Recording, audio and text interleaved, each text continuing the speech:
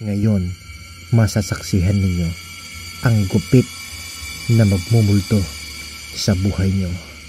Walang iba kundi ang krukad. Okay, so baka saan pa mapunta ang ating kwento? Natakot tuloy ako dito sa kwarto. Okay, so dito ay pagkatapos natin mag-lining, bold line, kunin natin sa ilalim. Ito ay ganda talaga ng pag-zero nitong Sheena na ito. Nagustuhan ko ito simula nung pinagkumpara natin ito dun sa Kanay, sa Kimei. Sarap pang feed pala. Ngayon ko lang na-realize. Ganda oh. Sarap kumain ano. Kain na kain itong kana, talim niya. Okay, 1.5 ako dito. Hanggang taas. Okay. So after nito ay number 1 guard. So ito ay taasan natin dahil itong request na ito ay crooked high fade dito ay. Ayos din. Okay, so ito half to. Naka-half ako dito. Half lever ito dahil ano ito ha. Start na tayo ng dito. Blending. Okay. So after ng half na yan hanggang dun sa likod 0.5 tayo pero naka-zero na ito. Close lever na ito. Para mag-blending na tayo. Itong request niya ay Kanay. Kakaiba ito eh. Crooked yung taas. Yung gilid high fade. Parang Kanay. American style ano. Pwede. Okay. Tapos natin 0.5 gamitin yan. Blending natin yan. So hanggang likod dyan ha.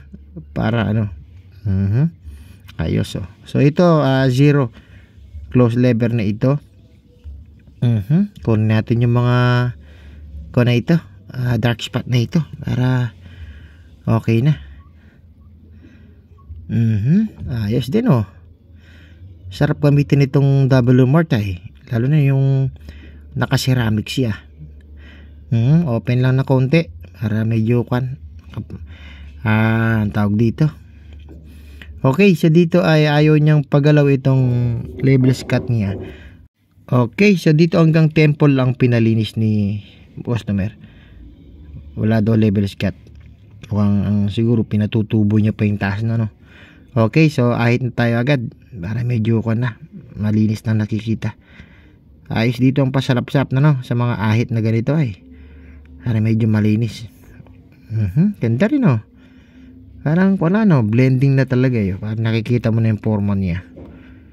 Ayos din kupit na ito ni Pogi Ito ang request niya oh. Okay, ahit na tayo.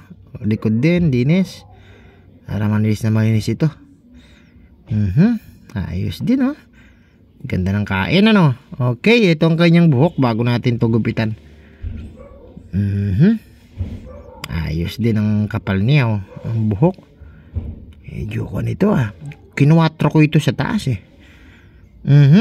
Okay, ito ang ating finished product. Pwede na. Ganda rin ano. Simple itong gupit ni Utoy ay. Guwapo. O siya. Don't forget to follow and like. Pa-share na rin. Thank you Lord.